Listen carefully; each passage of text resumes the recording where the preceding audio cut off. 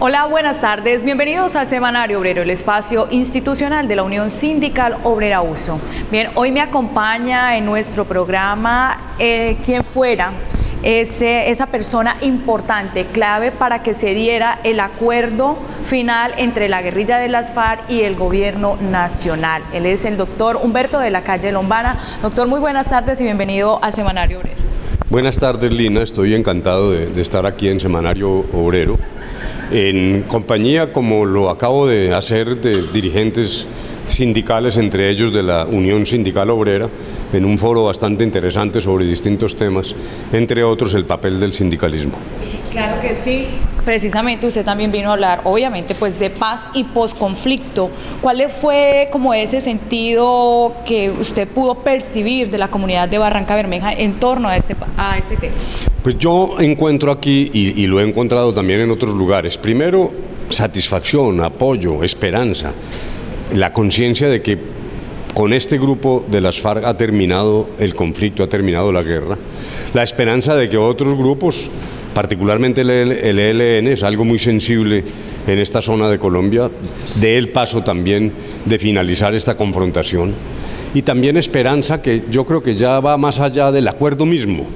Mi sensación es que la discusión ya no es tanto el acuerdo, y yo creo que lo conveniente es enfocarla de esa manera. Lo que sigue es lo importante, no echar para atrás, no aceptar esa invitación de que en el 2018 entonces volvemos a empezar una discusión con el riesgo de generar violencia. Al contrario, la circunstancia de no estar todo el día contando muertos y balas es la que nos permite hablar de los temas que más le llegan a la gente. Por ejemplo, había un numeroso grupo estudiantil en el foro que tuvimos esta mañana, y los temas de educación son muy vivos, mucho interés en mayor cobertura, universidad pública, robustecer la universidad pública, temas de inequidad, de las dificultades que tiene una persona en una ciudad pequeña para lograr salir adelante. En fin, ahí es donde está realmente el núcleo de la discusión, y me parece que lo que yo encuentro aquí es apoyo, esperanza y también, claro, un compromiso para la clase dirigente. Tenemos que cumplir, hay que cumplirle a la gente,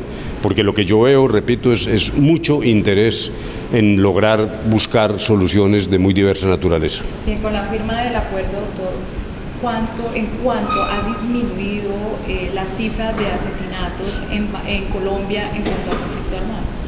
No, pues fíjese lo siguiente, Lina. Desde el momento en que se declaró el cese de fuego bilateral, que fue hacia agosto, encontramos que el número de víctimas de la confrontación con las FARC, de víctimas mortales, es cero.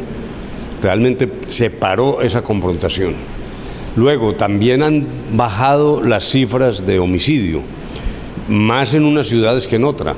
Todavía son cifras altas.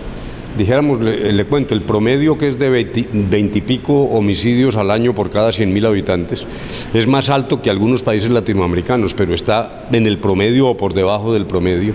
Claro que esto varía según las zonas. Luego yo sí veo un proceso de pacificación, de disminución drástica del secuestro. Yo creo que vamos por el buen camino, pero es que por eso hay que preservar lo que sigue, que es aprovechar la oportunidad que da el fin del conflicto para satisfacer necesidades de muy diversa índole, para que haya una discusión más racional en Colombia, más constructiva, más hacia el futuro. Doctor Humberto, usted hablaba en el conversatorio sobre unos temas muy coyunturales, sobre todo en la región del Magdalena Medio y en Barranca Bermeja. Es la posible puesta en marcha de los yacimientos no convencionales, más conocidos como el fracking. Usted hacía un planteamiento muy importante. Sí, dijéramos que los técnicos lo que nos dicen es: hay posibilidades. Esta cuenca del Magdalena Medio tiene una riqueza ahí que está presente, que podría ser explotada a través de este mecanismo novedoso del fracking, pero al mismo tiempo también hay preocupaciones de las comunidades, y no solo aquí, sino en general en el mundo. Un biólogo que intervino en el conversatorio dijo una cosa muy interesante: si los norteamericanos en algunos sitios impulsan el fracking es porque conocen su geología, conocen lo que está debajo. En Colombia no tenemos ese conocimiento y no podemos dar un salto al vacío, porque están de por medio de los acuíferos, la preservación del medio ambiente. Por lo tanto, lo que primero hay que tener es certeza Entonces me parece que aquí se abre una discusión muy importante en Colombia sobre ese aspecto y otros de la industria extractiva, porque me parece que no solo se limita a esto. También hay unos conflictos sobre uso del suelo, han venido proliferando consultas populares en los municipios que dicen no a la minería.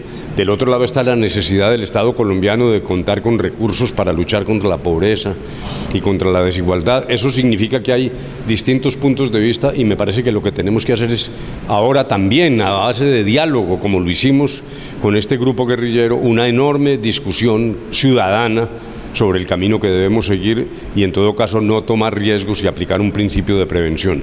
Bien, la paz debe ir ligado desde luego con la justicia social y esto para enmarcar la posición que ha asumido el presidente de Ecopetrol de decir, bueno, si tenemos yacimientos no convencionales o si hacemos práctica del fracking, muy seguramente habrá modernización de la refinería.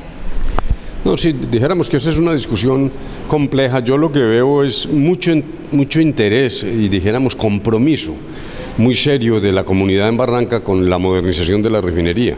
Y por otro lado, pues técnicos que sostienen las dificultades de viabilidad, particularmente en este momento. Me parece que es un tema que ahí está, aquí se sostiene la tesis de que fue una promesa presidencial y por lo tanto lo que creo es que hay que establecer un mecanismo de relacionamiento entre las decisiones del gobierno y los intereses y anhelos de la comunidad, una discusión renovada sobre qué posibilidades hay alrededor de este tema. Bien.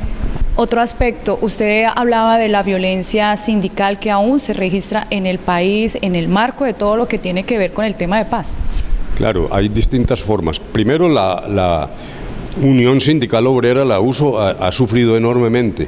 Muchos dirigentes han sido asesinados y cualquier cifra en esto es una cifra inaceptable. En segundo lugar, también hay persecución de líderes sociales, reclamantes de tierra, defensores de derechos humanos. La Fiscalía ha actuado, hay casos donde se ha demostrado que no es, dijéramos, un propósito sistemático, pero las cifras están ahí. Hay muchos casos que no se han podido explicar y siempre queda la gran duda de si se están reactivando mecanismos de mano negra de persecución a líderes. Esa me parece que sí ese es el peor escenario. Eso sí pondría en riesgo y en jaque todo este esfuerzo que estamos haciendo de paz. Yo por eso estoy siempre impulsando la idea de la no violencia activa y proponiendo una especie de pacto nacional contra la violencia, evitar la intromisión de la violencia en el ejercicio de la política, que a nadie lo maten por sus ideas, por su trabajo comunitario o por sus impulsos a la aplicación de los derechos humanos. En fin, eso es importante porque si enviamos un mensaje contundente, incluso también desde quienes se han opuesto al proceso, de quienes votaron no, ese mensaje debe ser universal para disuadir círculos oscuros de posible violencia que si se están gestando, pues hay que cerrarle el paso a eso rápidamente.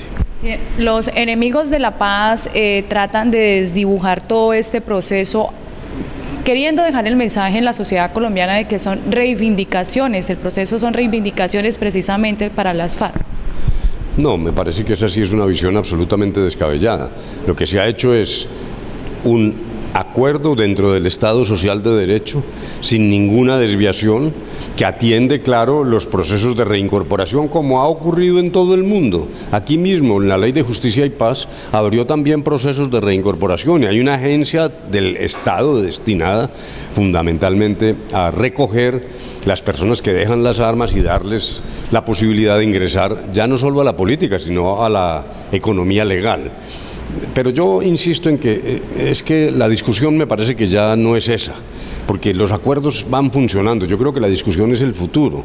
Yo veo la paz como una especie de lente a través del cual uno tiene más energía para examinar los temas de educación, de salud, de empleo, ya sin estar todo el día contando víctimas, mirando cuántas balas se utilizaron, qué pasa con las bombas. No, es que haber salido del conflicto es lo que nos permite que afloren problemas importantes, entre otros, por ejemplo, el de la corrupción, que ahora aparece que tienen enormes dimensiones que ni siquiera habíamos soñado, y que implican también una capacidad de repulsa de la sociedad colombiana sobre un tema que termina arruinando las instituciones. Luego, me parece que no estar contando muertos es lo que nos permite trabajar con toda la energía en los temas que le interesan a la gente. Dos cosas brevemente ya para terminar. Fast Track y su campaña a la presidencia, ¿podemos decir que ha dado inicio? No, sobre el Fast Track, no dijéramos que es ¿qué busca el Fast Track? Que haya ejecución y cumplimiento rápido de los acuerdos y que esa implementación, ese desarrollo legal sea genuino en el sentido de que corresponda a lo que se pactó. No, pues yo estoy oyendo en todo el país muchas invitaciones a una candidatura. Yo tengo que tomar una decisión rápidamente. Claro que cuando veo cómo actúan con mentiras y tratan de devolver la historia y permanecer en la violencia, pues uno se entusiasma y sí le da deseos de dar el paso en la defensa de lo que creo que es el camino correcto para Colombia. Doctor Humberto, muchas gracias por habernos acompañado en el Semanario Obrero y desde luego siempre bienvenido a Barranca Bermeja. Pues mil gracias, Lina, gracias al Seminario Obrero y a la ciudadanía de Barranca, porque lo que he sentido es un gran cariño en las múltiples reuniones que he tenido en la mañana de hoy. Bien, es entonces el mensaje del doctor Humberto de la Calle Lombana, quien fuera negociador plenipotenciario en la firma del acuerdo entre el gobierno nacional y la guerrilla de las FARC en todo este proceso de paz. Vamos a la pausa, ya regresamos con más información al informativo de la clase obrera.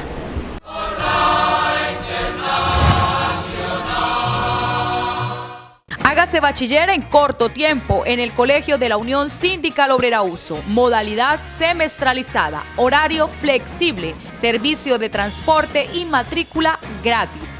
Sede Subdirectiva Uso Barranca Bermeja. Matrículas abiertas.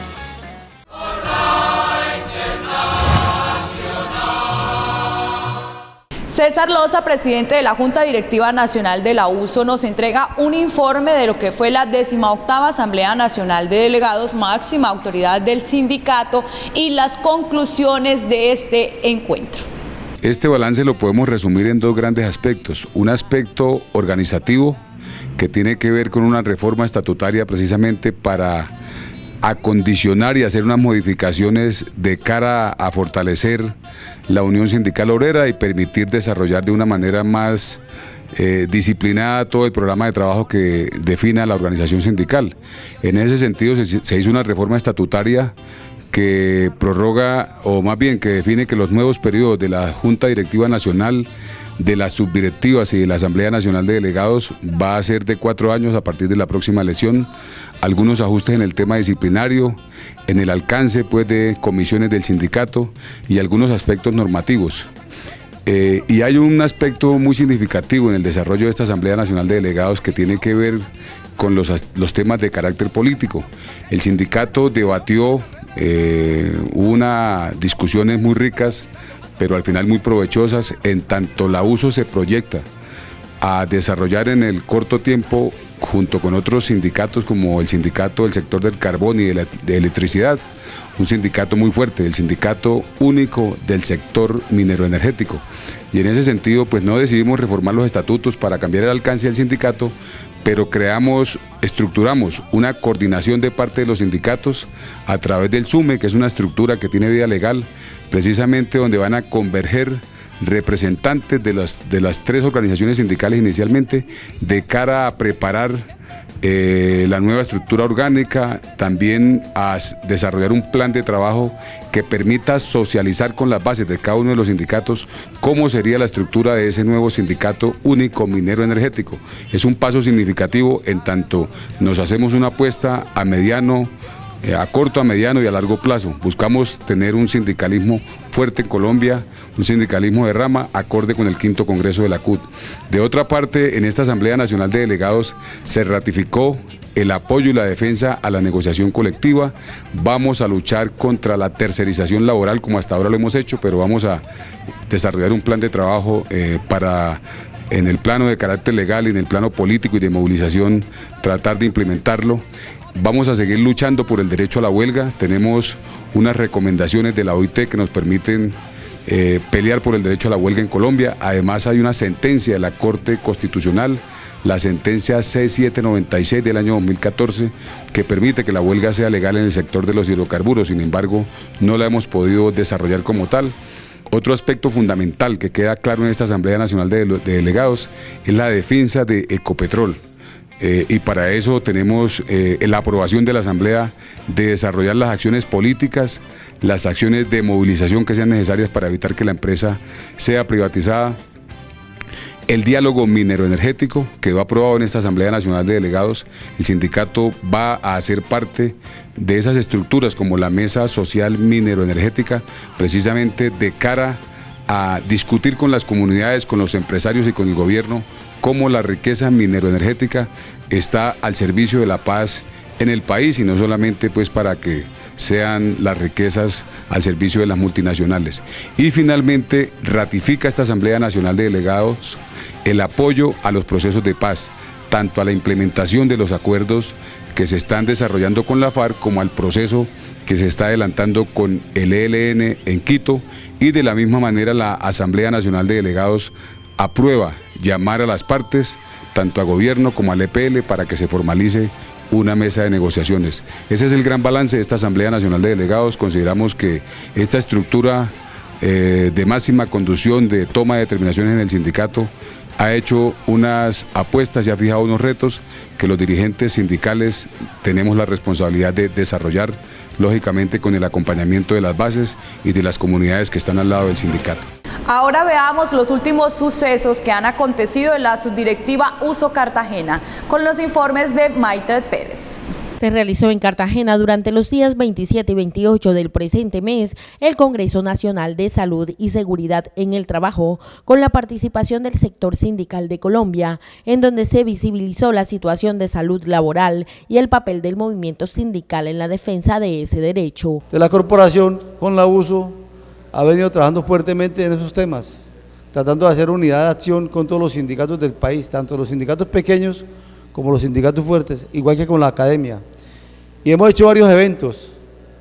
Hemos hecho 4 encuentros nacionales de actividades de alto riesgo, y en esta oportunidad decidimos con todos los demás sindicatos meterle duro a hacer un encuentro nacional que conmemore el 28 de julio.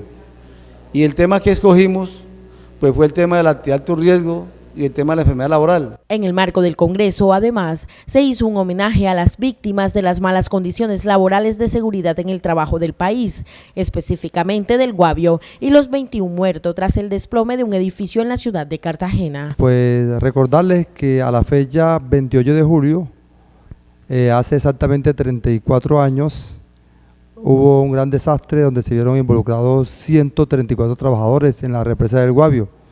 Pues esto dio lugar a incentivar a los trabajadores, al ministerio, a los entes de control, al mismo gobierno nacional, a trabajar de una manera más segura. Pues los gremios, los sindicatos hoy toman la bandera de este tema y se monta el Congreso Nacional de Seguridad y Salud en el Trabajo, primero como para conmemorar la temática de esos trabajadores que dieron la vida en esa represa, y no quede impune y no vuelva a pasar, no haya más repetición.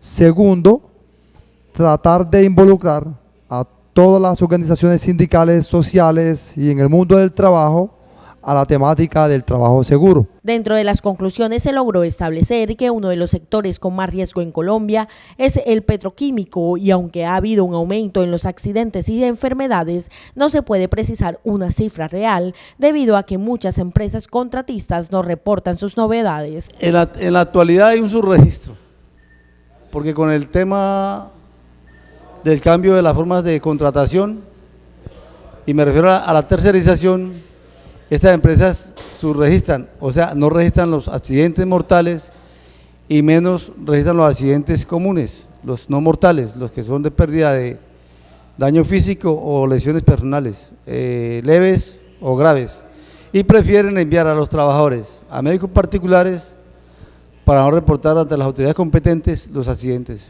porque Ecopetrol maneja una política castigadora y los obliga a que hagan sus registros. Ecopetrol, cuando son reportados los accidentes, eso afecta la calificación del contratista y por ende ellos no corren el riesgo de que no los vuelvan a llamar o a contratar. Se propuso además copiar e implementar modelos de seguridad de empresas internacionales que han podido reducir el riesgo de enfermedades y accidentes debido a un plan continuo de seguridad laboral. Pues estamos tomando las buenas prácticas de empresas internacionales, traerlas acá, pero el gran problema no es traerlas, sino enfatizarlas. Hemos cogido una mala dinámica a través del ministerio, a través de los órganos de control, de copiar y pegar sin por lo menos revisar toda la temática en ley de salud y seguridad en el trabajo. La idea es implementarla, pero implementarla de la mejor manera, con lo que tenemos, con lo que nos acontece, con lo que nos sugieren nuestros trabajadores. Escucharlo a través de los comités paritarios, a través de los comités de convivencia y tratar de conseguir productividad, pero una productividad sana, limpia y segura. La Unión Sindical Obrera es un sindicato bandera en el tema de seguridad y salud en el trabajo, por lo que anualmente se vincula a estos eventos con el fin de dar a conocer los avances en materia de seguridad y analizar los nuevos riesgos con el objetivo de plantear soluciones que permitan mitigarlos. La USO es líder en la búsqueda de soluciones, en la búsqueda de acuerdos para evitar que ocurran accidentes, para mantenerlos controlados, pero sobre todo para evitar que los trabajadores se enfermen. Los trabajadores agradecieron por ser tenidos en cuenta para participar en este congreso. Bueno, el evento es un evento extraordinario. Yo creo que yo recomendaría de que se hiciera más a menudo, ¿no?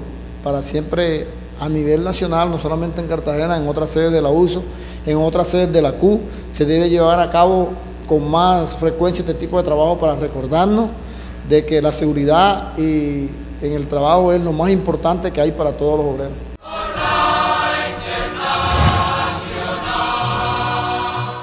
Uno de los países con más riesgos laborales y déficit de trabajo decente es Colombia, con un referente que solo 1 de cada 3 trabajadores cuenta con las condiciones apropiadas para realizar su trabajo y tiene la debida afiliación al sistema de protección laboral.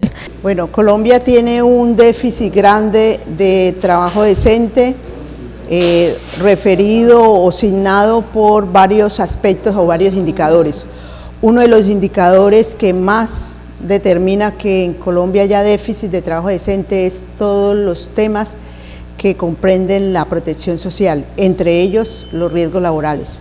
En general decimos que de cada 3 trabajadores, solo 1 está con protección social integral, es decir, 2 están sin protección, que es fundamentalmente todos los trabajadores del sector informal y algunos tercerizados, incluso algunos trabajadores del sector mal llamado la economía formal, pero que por alguna razón no están dentro del sistema de protección social. Podemos reafirmar que hay estructuralmente durante más de 40 años una exclusión de la población laboral a todos los sistemas de protección social, en particular al sistema de riesgos laborales. Dentro de las profesiones u oficios con más riesgo se cuentan las empresas petroquímicas y los sectores del campo y la minería. El que causa más muerte, por supuesto, son los riesgos de seguridad, especialmente la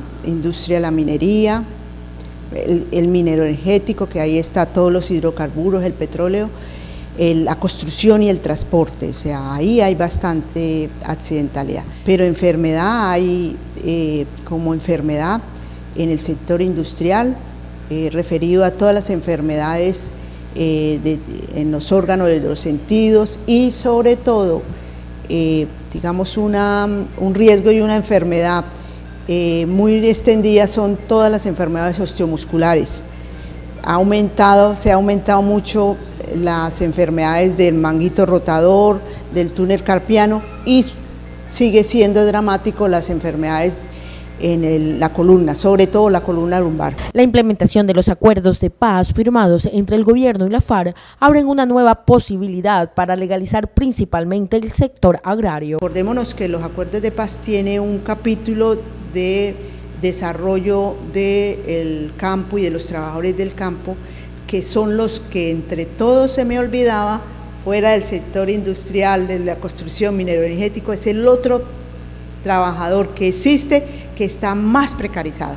En el campo, si en general en Colombia la seguridad social es del 30%, en el campo llega escasamente, hay indicadores de 3% y el máximo que llega a los indicadores de protección social es el 11%. O sea, ahí hay mayor exclusión. Entonces tenemos un gran reto como sindicalismo de poder reflexionar a propósito de la implementación de los acuerdos de paz para poder reflexionar sobre el modelo de seguridad social para los trabajadores del campo, rurales y en particular para todos los trabajadores. Los sindicatos en nuestro país son una herramienta indispensable para garantizar las condiciones laborales apropiadas y exigir a las empresas la implementación de planes de seguridad y protección que permitan a los obreros contar con un trabajo digno y un nivel básico de seguridad y salud en el trabajo.